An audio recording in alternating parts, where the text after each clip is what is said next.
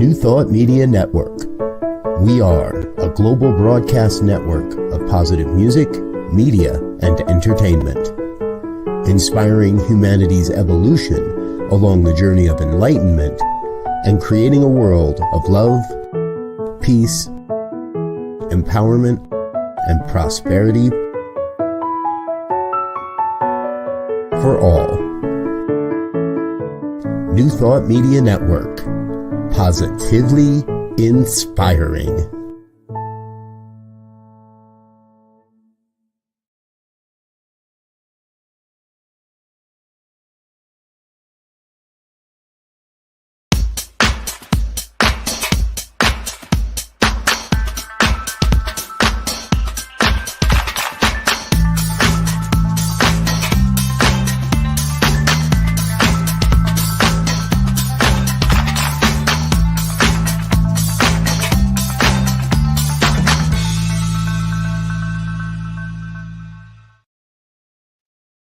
Why, hello, it's me, Bonnie Gonzalez, your doula for grief. Welcome, welcome, welcome. I thank you for joining me today to discuss, grief. So a little bit about me is that I am a registered nurse. I'm a grief coach. I'm a religious science practitioner and a licensed soul collage facilitator. And most importantly of all, a human being on the planet right here at this time with you.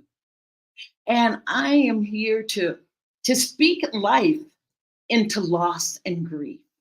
I feel that my mission, I must say, is to help demystify grief, to really welcome grief into our lives, welcome it with an understanding. Let me rephrase that, to shed some light, some understanding on grief and how grief is one of life's biggest teachers, one of the biggest teachers. Grief has gifts. Grief has messages for us when we can stop and pause and just be with grief and to understand what grief is about other than a human experience. But it's, wow, I put myself in the dark here, folks. So talk about shedding light. How about shed some light on myself? So with that, I want to say, if this is your first time joining me, I want you to know that you have come to the right place. You have come to the right place to start your recovery from grief and with grief. And if you're returning, I am just honored to know that you're finding value in these conversations or this dialogue. And I invite you to really make this hour about you. Get yourself a cup of tea. If you're watching live, you have time for a cup of tea, to get a cup of tea. If it's a replay, push the pause button and come back. But I want you to make this hour about you and for you. And I'm going to start by explaining what is grief. And grief is just caused by loss. I don't want to say just, because losses are intensive for us as humans. Loss really puts us into grief. And when I say loss, I mean any expected or even, unexpected event, but even an expected event that happens that changes your life in a way that you can't go back to the way your life was before. And that loss can be, I always take my hat off and I honor death as the biggest loss that we will experience as humans, the loss of a loved one. But that's not the only loss that we encounter in life or will experience in life. There's loss of relationships, divorce, that's a big loss, and even loss of friendships. Geographical moves that takes you away from your everyday life as you know it and your everyday friends and activities. A geographical move can put you in a really a new place and space within yourself and leave you grieving for what you had before. Other losses, as I said, death, geographical moves. Oh, illness. That's another one. Surgeries that leave our bodies different than what they were prior to the surgery. Aging is a loss. I'm dealing with that. It's like, oh yeah, I'm trying to make friends with aging, and body changes and things that happen with aging. So and don't forget a loss of a job, either being fired or even getting a promotion, and suddenly you're with new people, your new responsibilities. So all those things are losses that then put us into grief. And grief are the emotions that we experience. The first thing we think of is sadness. Anger is another one that we can hold on really tightly to when we're in grief, holding on to anger. Confusion, even numbness, the sense of I don't feel anything. I don't feel anything. And also joy. Joy can be a part of it. I know someone that said that losing a loved one that had been suffering for a long time, that they found themselves joyous, that person was no longer suffering. And in turn, it meant he was no longer suffering. So that is the difference of loss that puts us into grief. And I'm telling you, grief gets your attention like nothing else in life can. There's no other situations other than a loss that gets you in touch with you. Get you asking yourself, what do I want? What do I need? I want to read something from Ayala Van Zandt. I just love her. Because she looks at loss and grief as just transformation. And maybe if we can start holding it in different ways, I feel that the word grief itself has a lot of energy attached, and all of it is negative, I must say. But if we can learn to view grief with another light. I had someone, a person I had just met the other day, and they asked me what I do. And I said, oh, I'm a doula for grief, or a grief coach. And she said to me, oh, grief, don't you find that depressing? And I just said, no, when I'm talking about grief, all burners are fully lit. I am truly alive because I, through my own personal experience, have been able to see the gift of grief. And that's all I want, is for others to begin to see the gifts of grief. And when I can allow myself to grieve wholeheartedly, full bore, I give other people around me permission to do the same. And that's how we change the scenario, this understanding of grief. It's like that dark building at night where one light comes on and another light comes on and one floor lights up and slowly the entire building is illuminated. That's what I feel is my purpose, my mission, my intention right now in my life, is to be the light that ignites another light or another candle, so that we can all start to just be comfortable with the word grief. And I said I wanted to read this by Ayala Van Zandt. And she just says, anyway, I'll read it. I'll let you be the judge. And it starts out with a quote from Golda Meir. And it says, those who don't know how to weep with their whole heart don't know how to laugh either. That's what I'm talking about, leaning into what we're feeling. So she says, when we lose a loved one to death or end a long-term relationship, it is perfectly normal to grieve. We must honor and recognize each stage of the grief and every emotion we have. There will be shock, denial, anger, confusion, fear, helplessness, numbness, and eventually acceptance.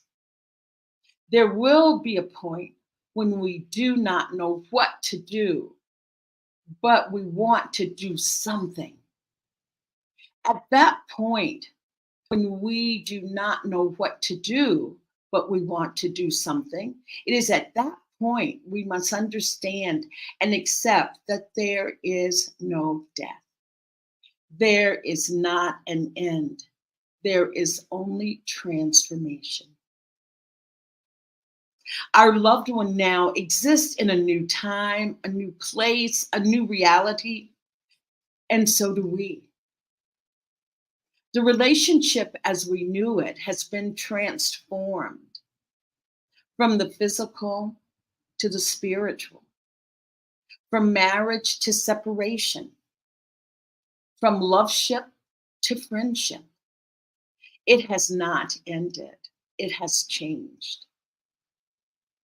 When we allow ourselves to grieve, we release the negative emotions and thoughts that make it easier to accept the change. I'll just read that again. When we allow ourselves to grieve, we release the negative thoughts and emotions that make it easier to accept the change. And when we do not grieve, we get stuck. Grief is natural and normal and to be expected. We owe it to ourselves and the memory of the relationship to grieve and cleanse our souls. And her affirmation that she asks of you or offers to you is, I will take the time to grieve and prepare myself for the change. I will take the time to grieve and prepare myself for the change. And the same person that was talking to me about finding grief to be a difficult subject, I'll put it that way, herself said that she had never allowed herself to grieve her losses. And she had a myriad of losses. And so I just offer, if you're finding yourself that you're in that place that you don't allow yourself to grieve or have not allowed yourself to grieve, I just offer you to just lean into that emotion of what comes up when you think about the loss. What comes up? And if it's so painful, you go, oh, I can't think about that right now. I can't do that. I'm in the middle of the grocery store. I'm at the bank. You can make a deal with it. Okay, I'll lean into that when I get home or a little bit later. But leaning into it, allowing yourself to feel it. And if you can just do it for 2 minutes, like the first time it comes up, maybe 2 minutes. The second time, 3, 4, 5 minutes. I also invite you to make a space in your daily life if you've suffered a loss and you're in grief. Allow yourself to grieve just 5 minutes a day. You can set a timer. You can cry, you can weep, you can write. Just set the timer. And I say this, I know it's not easy. I know it's not easy, but I say this. The more you allow yourself to lean in like that, the less painful it becomes. And remember, grief's superpower is healing. Yes, healing. The very thing that you want is the very thing that you run away from. It's the very thing that you go, no, I can't. But if you can look at grief, it has a beautiful healing power. And my gosh, we're so resilient. We'd be able to find that sense of resilience within that. So I just wanted to read that and to say that, to just lean into grief if you're finding yourself not wanting to, just 2 minutes, 3 minutes. And if you really are stuck with grief and it's been going on for a while and you're feeling like you're really just depressed, reach out for help. Reach out. Be it, there's support groups, I'm sure, looking around to find friends that can support you right where you are. And also there's professional help. I'm a grief coach. I'm available as well. So reach out. My tagline for grief is don't do grief alone. Don't do grief alone. So that's my spiel on getting ready for a discussion on rituals that can help us move through grief. So that's our theme for today. Our theme for today is the power of creating rituals to heal grief. Creating ritual to heal grief.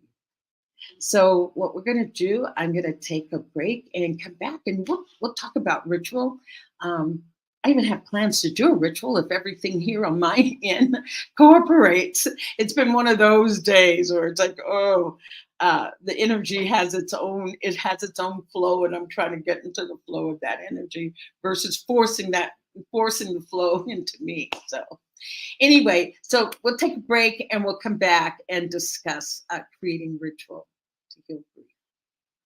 Please help us say thank you to our organizational sponsors, including the Hefferland Foundation, Affiliated New Thought Network, International New Thought Alliance, Science of Mind Archives and Library Foundation, Center for Spiritual Living Denver, Center for Spiritual Living Midtown, New Thought Philadelphia, Planned Happiness Institute, Summit Center for Spiritual Living, One Heart Retreats, Center for Spiritual Living on the Lake, Unity Kitchener, Unity Spiritual Center Ottawa, Om Center for Spiritual Living, Satya Center, Begin Within Ministries, Center for Spiritual Living North Jersey, Unity of Savannah, and the Center for Spiritual Living Seattle, as well as all of our individual donors. Thank you for being part of the New Thought Media Network. Please like, share, and subscribe. New Thought Media Network, positively inspiring.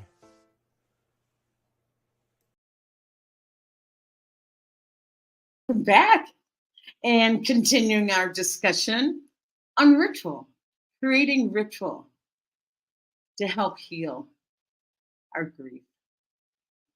And wow, it's a big subject. It's like I wanted to start with a definition of ritual, but then I thought, oh, I want to start with the history of ritual.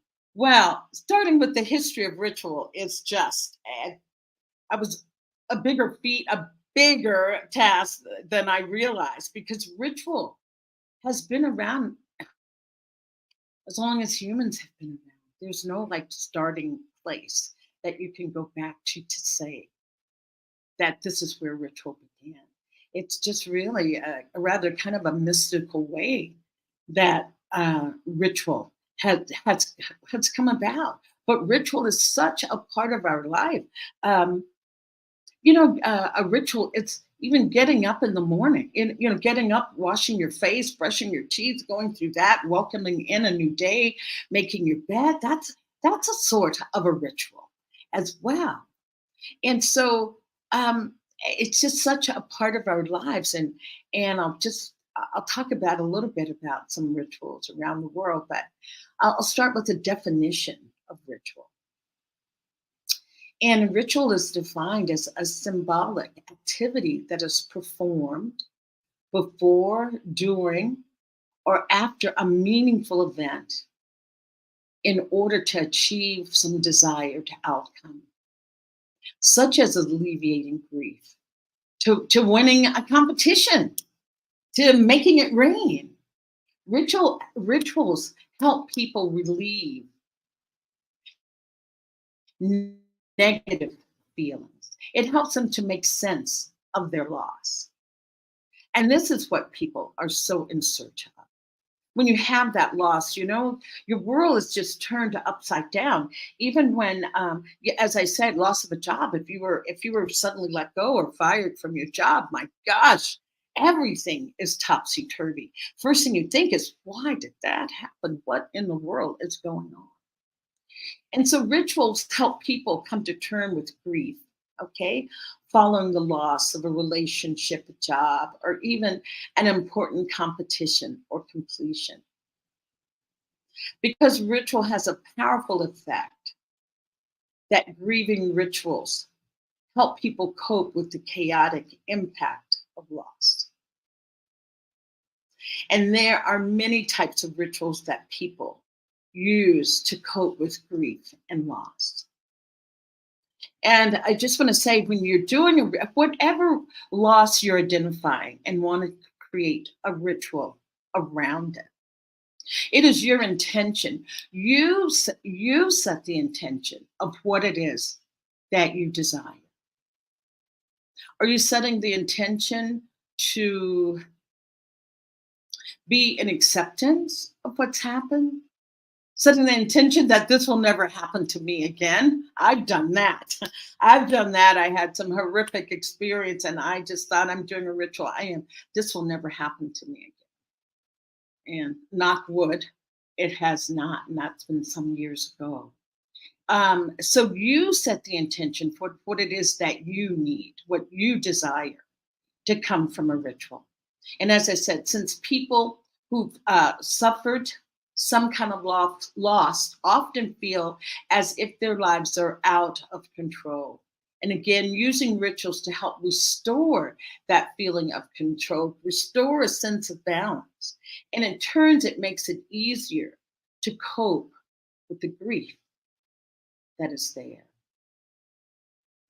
And as I said, why rituals can vary, the underlying principle is to restore a sense of comfort at the same time. And I did so much research on grief, on rituals and grief, that, I did it really more on rituals. There were just so many, things that came up. There was one, I want to say it was Rome and I should have written it down, but I so love this ritual and it lasts for 3 days. And it's done so that people are not feeling so oppressed by their lives, so oppressed and that things are out of control. And that ritual is like for 3 days, everything is just the reverse. Your boss no longer gives you instructions or orders. You give your boss orders. Children no longer listen to the parents. The parents are in turn forced to listen to the children. And it just goes on. Everything is reversed. And they were just talking about, you're allowed to, go and call your boss, whatever term you want to call them that's not nice, a airhead or jerk or whatever comes to mind that would not be acceptable, that you would get fired for using such language. You were allowed. And this went on for 3 days. And it was such a ritual in the culture and such an ingrained part of the culture that people did not take offense when it happened. That they understood that this was happening for 3 days and that after that life would go back to normal. And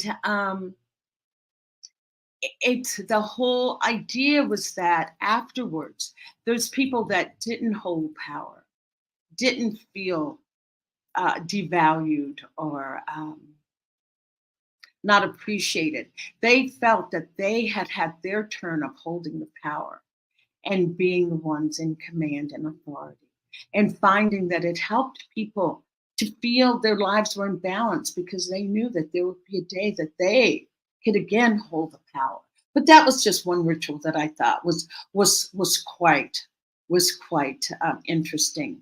And here in every culture has some ritual around death, and we call ours a funeral, where we can just be with the memory of that person and holding them, honoring them. We have somebody that delivers a eulogy. There's usually I'll call it a time where everyone, the audience, are invited to come and share their stories around that person's life. And having that ritual, having that place, I remember when my mom died, and oh my goodness, I was just dreading the funeral. I was just so dreading the funeral.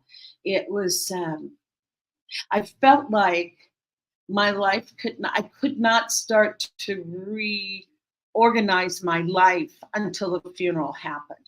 I felt that I was in this state of limbo, that I couldn't do anything until after the funeral, even though I dreaded the funeral. It was like, but I felt like that ritual would then give me, and I hate the word closure. Someone said you only close on a house, but being in that moment of reconciling and accepting of what has happened.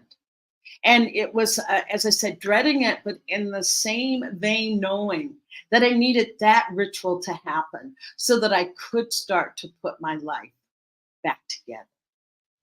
So that, with funerals and so many things that I've read about, afterlife or whatever you believe. I'm just sharing my ideas. I'm not saying it's right, wrong, or anything. But my philosophy is that I think the spirit does stay on until after the funeral. I really do feel that that is going on for them as well as myself. And so knowing that the spirit needs to move on, to continue its journey, I'll put it that way, to continue its journey. So having the funeral marks the time that, yes, thank you, they reflect back, say thank you, and then they continue on their journey. And so I just want to say that ritual offers you a sense of comfort and normalcy in a world that can feel upside down. And you know that this happens when we're grieving the loss of someone that's important in our life. Ritual can give you a sense of feeling that there are things that still matter. And also things that you have some control over. Yes, you're feeling back into a sense of empowerment, control, because loss has that way of really getting us to feel that anything can happen. I have no control over it. But a ritual gives you back that sense of control. And plus, a ritual can help you to reconnect to the memory of the one you've lost. It gives you special time to remember the good times and to help get through the difficult periods. And I want to say this from Angelise Arian. She was Angelise an anthropologist that studied cultures. Angelise Arian, which we lost a few years ago, maybe 5 years ago, maybe. But anyway, Angelise Arian puts it this way, that the seat of the soul is where the outer world and the inner world meet. Yes, the seat of the soul is where the outer and inner worlds meet. And rituals provide the bridge between the outer world and the inner world. It's a place that they connect and come together in the seat of the soul. And ritual provides the bridge between inner and outer worlds and connects and creates a content for reconnecting to the seat of our souls, gets us back in touch with our own soul. And the end result of all rituals are an increased sense of balance, strength, energy, and comfort. So I'll read that again. This is from Angelise Arian. The seat of the soul is where the outer and inner worlds meet. Rituals provides the bridge between inner and outer worlds and creates a content for reconnecting to the seat of our souls. The end result of all ritual are increased balance, strength, energy, and comfort. And I like to offer resilience. And so just knowing this, that you can create a ritual at any time that to help you reconnect to your own self because nothing can take us out of ourselves in such a way as loss and grief. And I am okay. What I'll just do this part, then we'll take a break, and I'll come back and do a ritual. But grief is is an experience unlike any other that you'll ever experience. When a loss occurs, it can feel like there isn't a single aspect in your life that this loss hasn't affected. One part of grief that can be particularly difficult are dates like the death anniversary, birthdays, Mother's Days, Father's Day, due dates, wedding dates, anniversaries, or holidays. Not only are these days themselves awfully filled with grief, but the days and weeks leading up to them can bring feelings of anxiety, worry, sadness, uncertainty, and dread. People choose various ways to honor their loved one on these challenging days, but many find it hard to know what to do. So it can be helpful to make a game plan for these days in advance. It can also help to make plans that can be easily changed depending on how you feel once the day has actually arrived. Asking your family and friends for support can be vital. So I always say that have a plan for any date. Any of those dates are going to be difficult for you. Not letting the day catch you off guard. And that's why planning a ritual that can bring you comfort, if that's what it is that you need to feel comforted, you need to have this sense of feeling secure. And out of all of the research that I did around grief and ritual, and not just grief, I'll say with rituals, since that is our theme, is the power of ritual to heal grief, that all rituals came from that place of people needing to make sense out of events that happen in their lives, like protection from diseases and from natural disasters that would help. So they wanted some sense of security, comfort, and also by having ritual builds that sense of connection. We all want to feel connected and that we belong and sense a part of community. And that's another beautiful aspect of ritual, is that it can allow for the building of community, that allowing for that connection. You're sharing a same bond, you're sharing the same cause, sharing the same intent at that moment, which builds connection, which is what helps us heal through grief, is by being in community, being connected. You know, I say that grief needs to be heard, grief needs to be validated, grief needs to be shared. And what better place than in ritual? What better place? A ritual covers those three pillars of healing from grief that I personally have identified through my experience of seeing that aspect of healing. I think what we're going to do, we're just going to take a break, and I'm going to come back and do a little bit of a ritual, and ask you to start thinking about what you would like to do as a ritual. What kind of intent do you want to set? Where are you in your grief process? And we'll come back and we'll talk a little bit more about intentions for our rituals. So I'll see you in a little bit.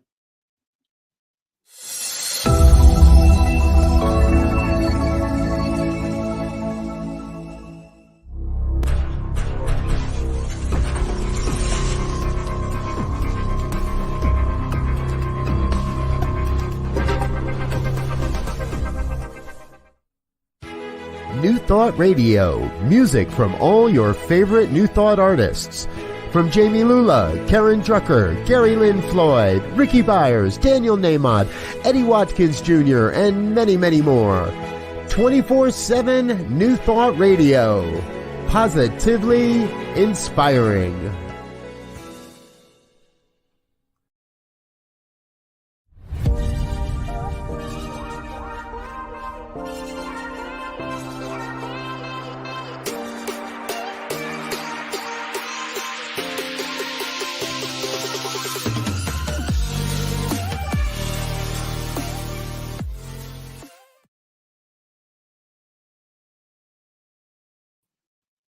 Hello, I'm still here, and we're still discussing ritual. So thank you and welcome back. I wanted to do a little bit of a ritual, but I want to just share a little bit more information now with you on ritual. And I love this. It says, just as there is no one way to grieve, neither are there only one way to create a ritual or to memorialize your loved one. So we'll choose loved one today, but if you want to make a ritual for any other loss that you've had in your life, and when I say loved one, let's include our pets. You know, our pets are really our loved ones. They are loved ones that love us unconditionally without your, getting your PhD or making the bed or cleaning the bathroom. Your pets love you regardless. So let's include pets in that also. And so I'll just define ritual once more. A ritual is defined as a ceremony or body of ceremonies repeated routinely. A ritual may also be seen as a social gesture. Do you know that? Oh, I guess we do know that. Don't we have weddings? Aren't those very social gatherings? There are no rules about how rituals can be done. You can perform them privately or share them with others. They are ceremonies of meaning and intent. That is the part that is so vital here to understand. Meaning and intent. And that's what I'm saying. It gives you control to say what you want the intent of your ritual to be. And then I found some ritual types or 4 categories of ritual. And the first one was continuity, a ritual in which the bond to your loved one is affirmed and acknowledged as ongoing. A transitional ritual would be a ritual that acknowledges healing and movement from a place of pain. The third one was reconciliation, a ritual of amends or forgiveness. There are so many people that I've met, clients, or just in general, that really could take this ritual to heart, a ritual of amends or forgiveness. Because so oftentimes, the reason a person is finding it hard to move forward in their grieving process is because there's feelings of guilt. I didn't do this, I didn't do that, I didn't have the best relationship with my dad and my mom or whatever, but you can do rituals around that to heal that.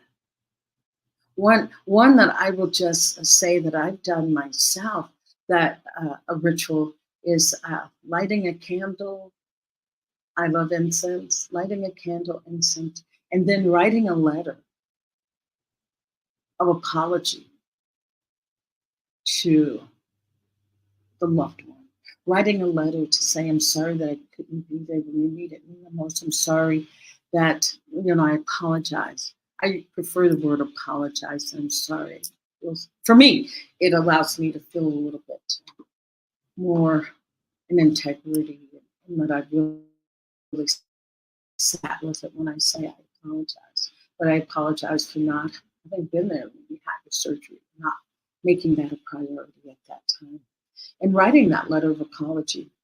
And then, after it's written, I imagine them writing a letter back to me. What would they say to me?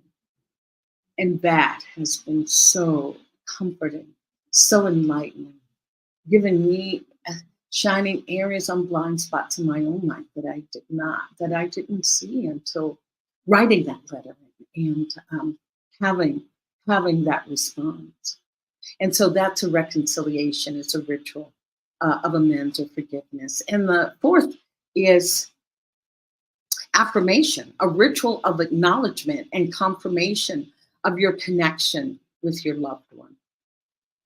The goal of the ritual is to transform the experience by creating a bridge between the concrete and the symbolic, creating that bridge that Angelise Arian talked about, and the symbolic, the conscious and the unconscious, the participant and the community, the world of the living and that of the dead.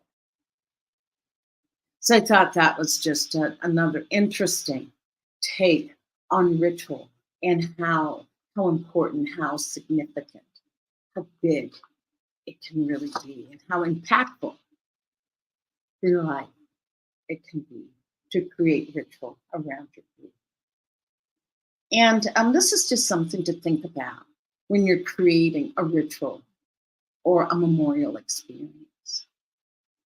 What is that you want from the experience? What do you want? Remember, this is your ritual that you're creating, addressing what your needs are. What is it that you want from the experience? What materials and space do you need? Do you need to be outdoors? You want a small room? You want to be in a chapel, a sanctuary? What materials and space do I need? And what might I want to share? Who do I want to share this with? Who might I want to share this experience with? Whatever comes to mind. If it's like, no, I want to do this alone, so be it. There's no right, there's no wrong way. Again, this is your ritual.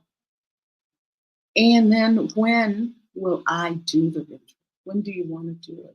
Do you want to do it on any of those anniversary dates that we talked about, or using some of the natural cycles of the natural earth cycles, like be it a solstice or equinox, a new moon, a full moon?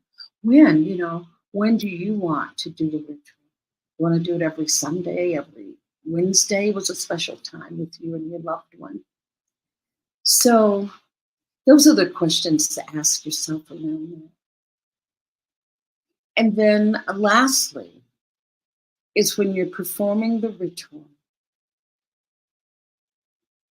you have an opening to your ritual, an opening and a closing. I invite that. An opening to the ritual where you state the intention of the ritual.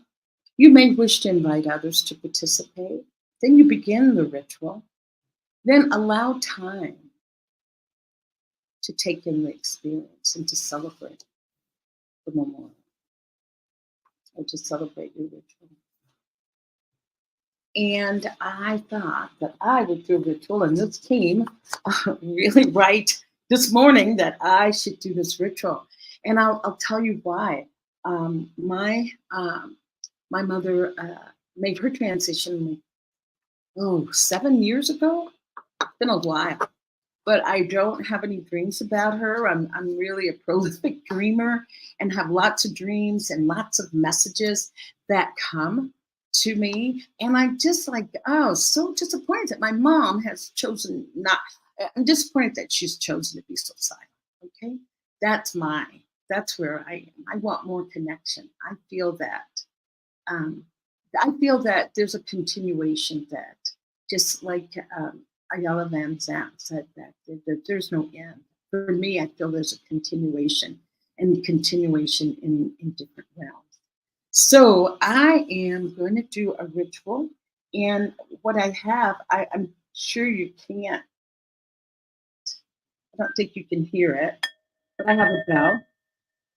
That's what I have here on my altar. I have a bell, which is for sound. I have candles, which is for light. For me, it's shining light into darkness, knowledge, water for purification, and then burning some incense, and that's also for purification. And I am going to light my candles. And as I said, my intention is for my mom because, as I said, she's been gone 7 years, and I did not have a dream about her until last night. I was just, oh my gosh, I am still so honored that she chose to visit me last night. So that's what I want to do. I want to do a ritual honoring her, thanking her, and letting her know that my love for her still continues and grows. That, we lose our loved ones physically, but there's a physical loss. But do you realize our love still grows for them spiritually, emotionally? There's no stopping love. And love is the greatest power of all. So this ritual, it's called a 5 candle ritual, but it's just me and I'm having a hard time navigating 5 candles. So I will still, I have 3 candles, but I will still do the affirmations for each candle. And so what you can do with this 5 candle ritual is 5 candles and a reading. And it's 5 candles of your choice. You can place them in a circle, however you want to place your candles, a single file, but I'm doing in a circular fashion.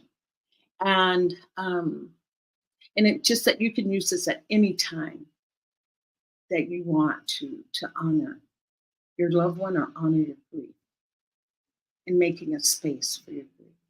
And for me I'm just acknowledging my mom today. So I'm going to ring my bell 3 times.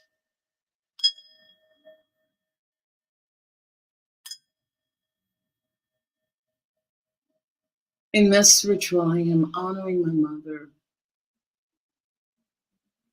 who birthed me, cared for me, socialized me to be a loving and kind person on the planet right now. And I just honor her and her memory. And I say thank you. This is a ritual for me of gratitude, acknowledging her. And with the first candle, this candle that I have lit, this candle represents my grief, the sorrow and pain of losing someone I love and cherish, the depth of my love and our relationship. The second candle that I light, this candle represents my courage, the strength to live on without you, and the support I have found in others.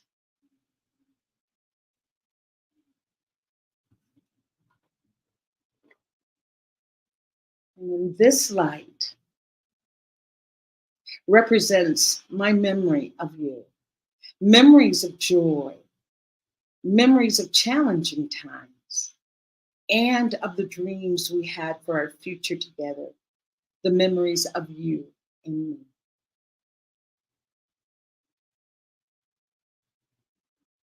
And I'm just adding to my own ritual, ringing the bell after each candle is lit.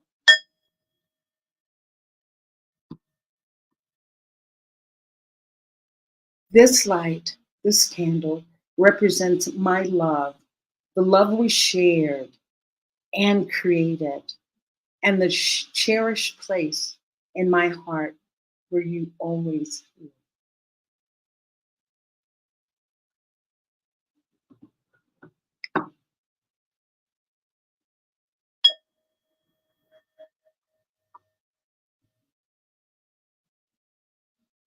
And this last light represents hope. Hope that as we make our way through our grief, we will discover inner courage. We will take comfort in our memories And we will know that once found, hope can never be lost, but will continue to grow as we share it with each other.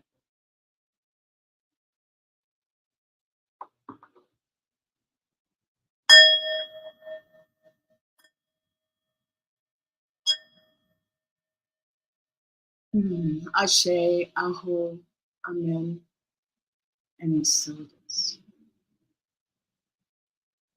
Look how easy, how simple that is. But I just want to be in a moment of silence for this ritual that I have just performed, honoring my mother, Gladys Sweets.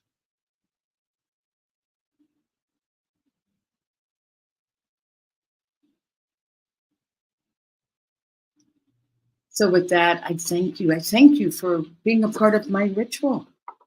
Thank you for being here. Thank you for being present. And I would love it if you create a ritual, if you would let me know what that ritual was and how you felt afterwards. Because right now, even though I've done this just in a short span of time with you, I do feel a sense of connection to my mother. Some of the anger has dropped away. I'd like more visits. I'll put that out there. So, knowing that how you grieve is how you grieve. Each person grieves differently. Different things bring solace to different people, different things. Everybody has different comfort zones and levels, and different things bring them comfort, is what I'm saying. So try ritual. There's so many rituals that you can do. There's water rituals. There's even bathing rituals where you can even just as you're getting ready to take your shower, make that moment somehow sacred and say, when I enter the shower, I am washing away my sadness. I am honoring my sadness. I'm honoring my sadness. I'm allowing this water to pour over me, to heal me, to comfort me. As I said, that's how simple a ritual can be because you set the intention. So please do that. I thank you so much for listening today and for your patience as I move through doing my own personal ritual.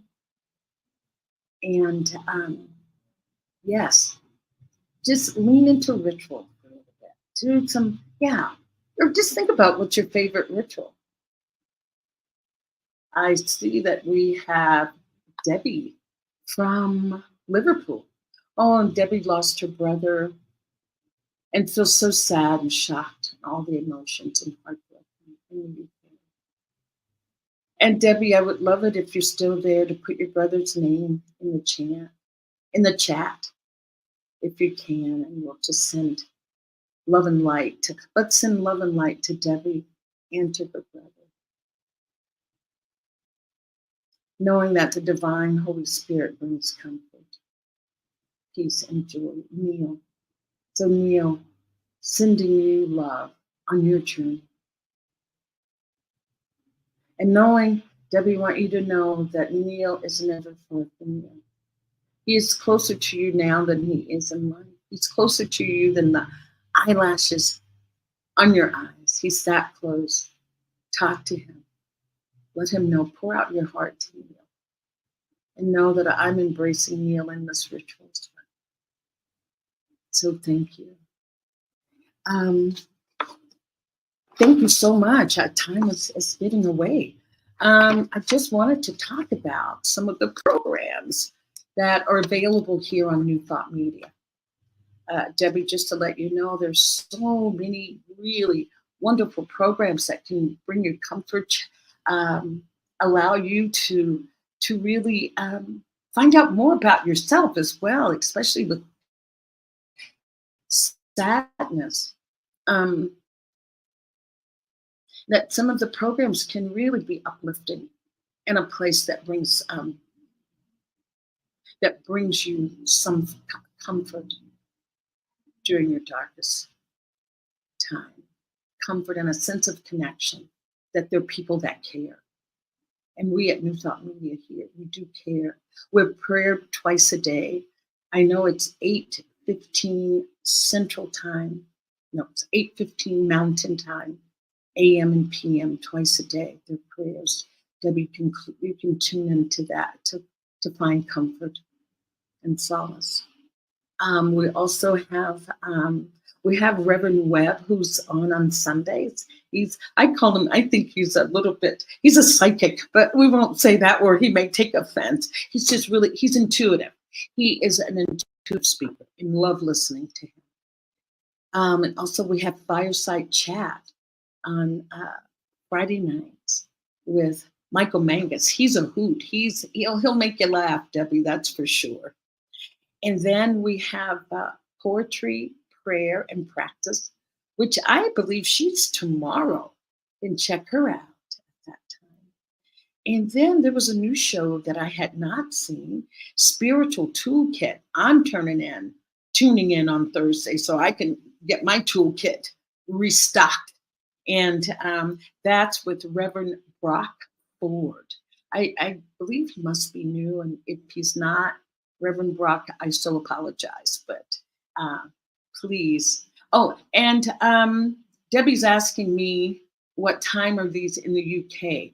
Now I know that if I say it's Mountain Time, that's 7 hours, because I'm 6 hours. I am Central Time, so I'm 6 hours behind the UK. So you are 7 hours ahead. So you got to tune in early. Oh no, you can do the early. You can do the 8 a.m. prayer and be there. Yes, there you go. Thank you, Debbie.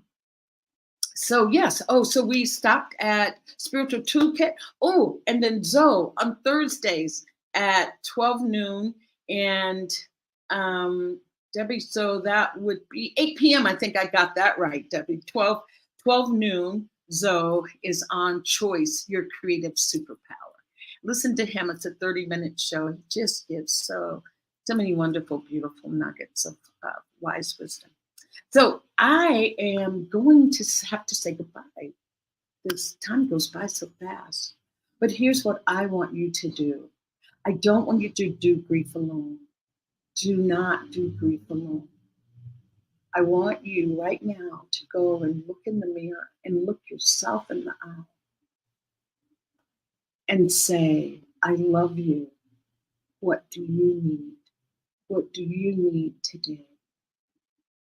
Whatever comes up, I want you to honor that, because you are so worthy. You're so worthy of having your needs met. And I say thank you. I'm feeling so honored that you joined me today. Again, I am Bonnie Gonzalez, your doula for grief. I am a grief coach, so I am here for you. Thank you, and until next week, honor what comes up. As I said, ask what do I need, and I want you to honor that. Thank you. Ciao.